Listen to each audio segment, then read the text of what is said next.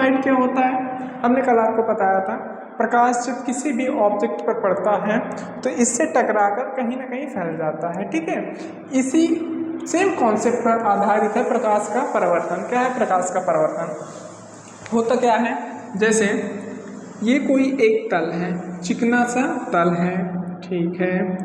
इस तल पे यदि मैं एक तरफ पॉलिश कर दूं, क्या कर दूं, पॉलिश कर दूं, ठीक है, कर दिया। अब यदि कोई प्रकाश किरण इस पे आकर गिरी, इस पे आकर गिरी, तो गिरी तो टकराई, टकराने के बाद क्या है, इधर पॉलिश किया गया है, इधर तो पार होगी नहीं, ये इधर ही जाएगी, ठीक है, जिधर से है उधर ही जाएगी। लेकिन क्या ये यहाँ लौटेगी क्या, या यहाँ जाएगी क्या, या यहाँ जाएगी या यहाँ जाएगी? नहीं, ये एक निश्चित कोण पर इसी माध्यम में इसी ओर निकल जाएगी। कहाँ जाएगी, ये इस तरफ जाएगी, ठीक है। प्रकाश जब, तो इसी से डिफिनेशन बना, इससे क्या बना, प्रकाश जब किसी चिकने व पॉलिशदार तल पर, प्रकाश जब किसी चिकने व पॉलिशदार तल पर गिरती है तो उसका अधिकांश भाग उसी माध्यम में वापस लौट जाता है। प्रकाश के इस पूरे घटना को क्या बोलते हैं, प्रकाश के इस पूरे घटना को प्रकाश का परावर्तन कहते हैं। क्या कहते हैं, प्रकाश का परावर्तन कहते हैं। तो इसकी डिफिनेशन क्या हुई, जब प्रकाश किसी चिकने या पॉलिशदार तल पर गिरती है तो उसका अधिकांश भाग उसी माध्यम में वापस लौट जाता है। प्रकाश की इस घटना को प्रकाश का परावर्तन कहते हैं, ठीक है। अब इससे रिलेटेड कुछ डिफिनेशन है, छोटी छोटी डिफिनेशन है, कुछ छोटे छोटे परिभाषाएं हैं, उनके बारे में जान लेते हैं। जैसे ये क्या है, आने वाली किरण को क्या बोलते हैं, जाने वाली किरण को क्या बोलते हैं, ये जो पूरे पृष्ठ पर घटना घटित हो रही इसको क्या बोलते हैं, जिस पॉइंट पर टकराती इसको क्या बोलते हैं, किस एंगल पर आई, किस एंगल से गई इसको क्या बोलते हैं, इन सभी के बारे में हम लोग जानेंगे, ठीक है। तो देखो, जो किरण आती है उसे क्या बोलते हैं, आपतित किरण। क्या बोलते हैं भैया, आपतित किरण। चलो लिख देते हैं यहाँ पास, आपतित किरण।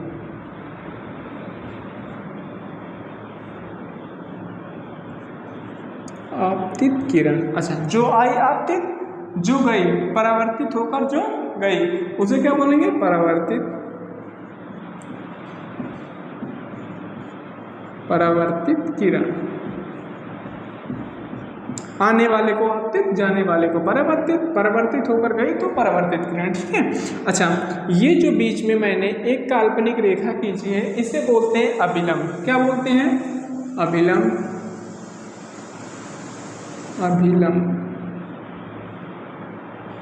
अच्छा, इसको कुछ ना कुछ मार्क से प्रदर्शित कर देते हैं। जैसे आपतित किरण को ए से प्रदर्शित कर देते हैं, और ये जिस बिंदु पर टकराई उसको बी से कर देते हैं, जाने वाली को सी से कर देते हैं। अभिलंब है एन, एन मतलब नॉर्मल होता है, ठीक है। देखो, तो ये आई, टकराई और गई, आपतित किरण, परावर्तित किरण, ठीक है। जहाँ इस बिंदु पर हो रही है उसे कहते हैं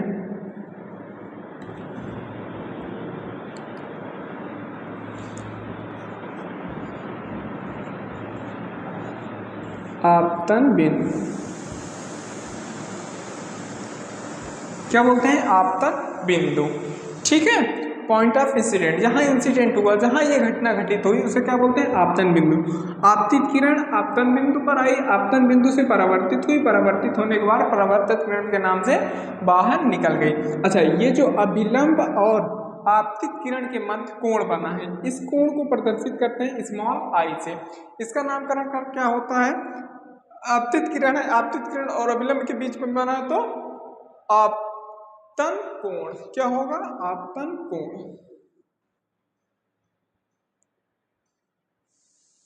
आपतन कोण।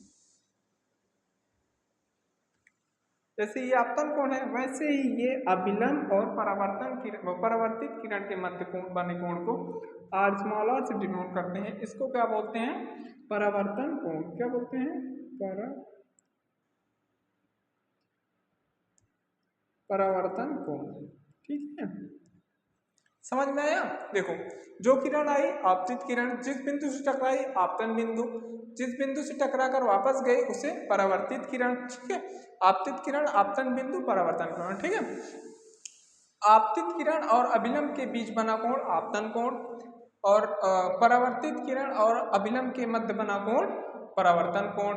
जिस बिंदु पर टकराई अभिलंब। अच्छा, ये जो घटना घटित हो रही है M1 और M2, ठीक है, ये पृष्ठ है, ये एक दर्पण है, ठीक है, दर्पण टाइप में बना। दर्पण वही होता है कि एक तरफ बढ़िया चिकना हो, एक तरफ थोड़ा पेंट वगैरह या रेड ऑक्साइड वगैरह कर दिया जाता है, रेड ऑक्साइड का पेंट वगैरह।